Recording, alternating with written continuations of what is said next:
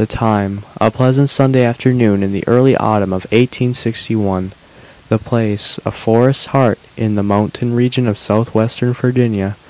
Private Grayrock of the Federal Army is discovered seated comfortably at the root of a great pine tree, against which he leans, his legs extended straight along the ground, his rifle lying across his thighs, his hands, clasped in order that they may not fall away to his sides, resting upon the barrel of the weapon. The contact of the back of his head with the tree has pushed his cap downward over his eyes, almost concealing them. One seeing him would say that he slept. Private Grayrock did not sleep. To have done so would have imperiled the interests of the United States, for he was a long way outside the lines and subject to capture or death at the hands of the enemy. Moreover, he was in a frame of mind unfavorable to repose. The cause of his perturbation of spirit was this. During the previous night he had served on the picket guard, and had been posted as a sentinel in this very forest. The night was clear, though moonless, but in the gloom of the wood the darkness was deep. Grayrock's post was at a considerable distance from those to right and left, for the pickets had been thrown out a needless distance from the camp, making the line too long for the force detailed to occupy it. The war was young, and military camps entertained the error that while sleeping they were better protected by thin lines a long way out toward the enemy than by thicker ones close in. And surely they needed as long notice as possible of an enemy's approach, for they were at the time addicted to the practice of undressing, than which nothing could be more unsoldierly. On the morning of the memorable 6th of April, at Shiloh, many of Grant's men, when spitted on Confederate bayonets, were as naked as civilians. But it should be allowed that this was not because of any defect in their picket line. Their error was of another sort. They had no pickets. This is perhaps a vain digression. I should not care to undertake the interest. The reader in the fate of an army. What we have here to consider is that of Private Grayrock. For 2 hours after he had been left at his lonely post that Saturday night, he stood stock still, leaning against the trunk of a large tree, staring into the darkness in his front, and trying to recognize known objects, for he had been posted at the same spot during the day. But all was now different. He saw nothing in detail, but only groups of things, whose shapes not observed, when there was something more of them to observe, were now unfamiliar. They seemed not to have been there before. A landscape that is all trees and undergrowth, moreover, lacks definition, is confused and without accentuated points upon which attention can gain a foothold. Add the gloom of a moonless night, and something more than great natural intelligence and a city education is required to preserve one's knowledge of direction. And that is how it occurred that Private Grayrock, after vigilantly watching the spaces in his front, and then imprudently executing a circumspection of his whole dimly visible environment, silently walking around his tree to accomplish it, lost his bearings and seriously impaired his usefulness as a sentinel.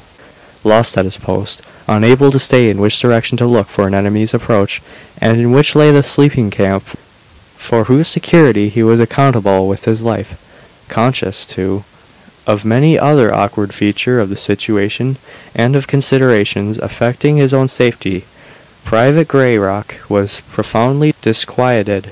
Nor was he given time to recover his tranquillity, for almost at the moment that he realized his awkward predicament, he heard a stir of leaves and a snap of fallen twigs, and turning with a stilled heart in the direction whence it came, saw in the gloom the indistinct outlines of a human figure. "Halt!" shouted Private Grayrock, peremptorily, as in duty bound, backing up the command with the sharp metallic snap of his cocking rifle. "Who goes there?" There was no answer. At least there was an instant's hesitation, and the answer, if it came, was lost in a report of a sentinel's rifle. In the silence of the night, and the forest sound was deafening, and hardly had it died away when it was repeated by the pieces of the pickets to the right and left, a sympathetic fusillade. For 2 hours every unconverted civilian of them had been evolving enemies from his imagination, and peopling the woods in his front with them, and Grayrock's shot had started the whole encroaching host into visible existence. Having fired, all retreated breathless to the reserves, all but Grayrock, who did not know in what direction to retreat, when no enemy appearing, the roused camp 2 miles away had undressed and got itself into bed again, and the pocket line was cautiously re-established. He was discovered bravely holding his ground, and was complimented by the officer of the guard as the one soldier of that devoted band who could rightly be considered the moral equivalent of that uncommon unit of value, a whoop in hell.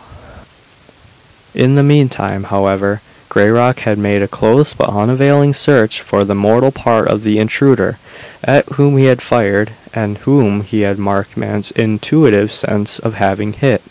For he was one of those born experts who shoot without aim by an instinctive sense of direction, and are nearly as dangerous by night as by day. During a full half of his 24 years, he had been a terror to the targets of all the shooting galleries in 3 cities. Unable now to produce his dead game, he had the discretion to hold his tongue, and was glad to observe in his offering comrades the natural assumption that, not having run away, he had seen nothing hostile. His honorable mention had been earned by not running away anyhow. Nevertheless, Private Grayrock was far from satisfied with the night's adventure, and when the next day he made some fair enough pretext to apply for a pass to go outside the lines, and the general commanding promptly granted it in recognition of his bravery, the night before he passed out at the point where that had been displayed, telling the sentinel then on duty there that he had lost something, which was true enough. He renewed the search for the person whom he supposed himself to have a shot, and whom, if only wounded, he hoped to trail by the blood.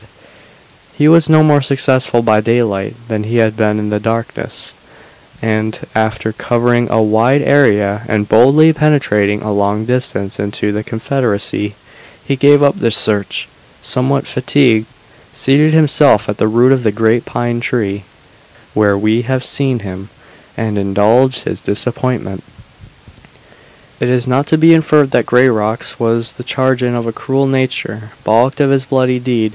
In the clear large eyes, finely wrought lips, and broad forehead of that young man one could read quite another story, and in point of fact his character was a singularly felicitous compound of boldness and sensibility, courage and conscience.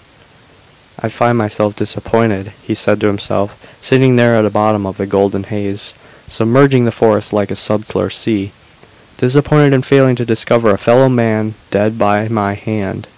Do I then really wish that I had taken life in the performance of a duty as well as performed without? What more could I wish? If any danger threatened, my shot averted it.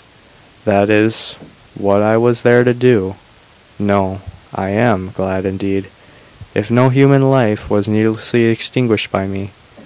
But I am in a false position. I have suffered myself to be complimented by my officers, and envied by my comrades. The camp is ringing with praise of my courage. That is not just. I know myself courageous, but this praise is for specific acts which I did not perform, or performed otherwise. It is believed that I remained at my post bravely, without firing, whereas it was I who began the fusillade, and I did not retreat in the general alarm, because bewildered. What then shall I do? Explain that I saw an enemy and fired? They have all said that of themselves, yet none believes it. Shall I tell a truth which, discrediting my courage, will I have the effect of a lie? Ugh! It is an ugly business altogether. I wish to God I could find my man." And so wishing, Private Grayrock, overcome at last by a languor of the afternoon, and lulled by the stilly sounds of insects, droning and prosing, in certain fragrant shrubs, so far forgot the interests of the United States as to fall asleep and expose himself to capture, and sleeping he dreamed. He thought himself a boy living in a far, fair land by the border of a great river upon which the tall steamboats moved grandly up and down beneath their towering evolutions of black smoke, which announced them long before they had rounded the bends, and marked their movements when miles out of sight. With them always, at his side as he watched them, was one to whom he gave his heart and soul in love, a twin brother. Together they strolled along the banks of the stream, together explored the fields lying farther away from it, and gathered pungent mints and sticks of fragrant sassafras in the hills overlooking all, beyond which lay the realm of conjecture, and from which, looking southward across the great river, they caught glimpses of the enchanted land. Hand in hand, the heart in heart, they two, the only children of a widowed mother, walked in paths of light through valleys of peace, seeing new things under a new sun. And though all the golden days floated once unseasoned sound, the rich, thrilling melody of a mocking-bird in a cage by the cottage door, it pervaded and possessed all the spiritual intervals of the dream, like a musical benediction. The joyous bird was always in song. Its infinitely various notes seemed to flow from its throat, effortless, in bubbles and rills at each heartbeat, like the waters of a pulsing spring. That fresh, clear melody seemed, indeed, the spirit of the scene, the meaning and interpretation, the sense of the mysteries of life and love. But there came a time when the days of the dream grew dark with sorrow. In a rain of tears, the good mother was dead. The Meadowside home was the great river was broken up, and the brothers were parted between two of their kinsmen. William, the dreamer, went to live in a populous city in the realm of conjecture, and John, crossing the river into the enchanted land, was taken into a distant region, whose people and their lives and ways were said to be strange and wicked. To him, in the distribution of the dead mother's estate, had fallen all that they deemed of value. The mocking-bird. They could be divided, but it could not, so it was carried away into the strange country, and the world of William knew it no more forever. Yet still through the aftertime of his loneliness its song filled all the dream, and seemed always sounding in his ear and in his heart. The kinsmen who had adopted the boys were enemies, holding no communication. For a time letters full of boyish bravado and boastful narratives of the new and larger experience, grotesque descriptions of their widening lives and the new worlds they had conquered, passed between them, but these gradually became less frequent, and with William's removal to another and greater city seas altogether, but ever though it all ran the song of a mocking-bird, and when the dreamer opened his eyes and stared through the vistas of the pine forest, the cessation of the music first apprised him that he was awake. The sun was low and red in the west. The level rays projected from the trunk of each giant pine, a wall of shadow traversing the golden haze to eastward until light and shade were blended in undistinguishable blue. Private Grayrock rose to his feet, looked cautiously about him, shouldered his rifle, and set off toward camp. He had gone perhaps a half-mile, and was passing a thicket of laurel, when a bird rose the mist of it, and perching on the branch of a tree above, poured from its joyous breast so inexhaustible floods of song as but one of all God's creatures can utter in his praise. There was little in that. It was only to open the bill and breathe. Yet the man stopped, as if struck, stopped, and let fall his rifle, looked upward at the bird, covered his eyes with the hands, and wept like a child. For the moment he was indeed a child, in spirit and in memory, dwelling again by the great river, over against the enchanted land. Then with an effort of the will, He pulled himself together, picked up his weapon, and audibly damning himself, for an idiot strode on, passing an opening that reached into the heart of the little thicket. He looked in, and there supine upon the earth, its arms all abroad, its grey uniform stained with a single spot of blood upon the breast, its white face turned sharply upward and backward, lay the image of himself, the body of John Grayrock, dead of a gunshot wound, and still warm. He had found his man. As the unfortunate soldier knelt beside that masterwork of civil war, the shrilling bird upon the bough overhead stilled her song, and flushed with sunset's crimson glory, glided silently away through the solemn spaces of the wood. At roll call that evening in the Federal camp, the name William Grayrock brought no response, nor ever again thereafter.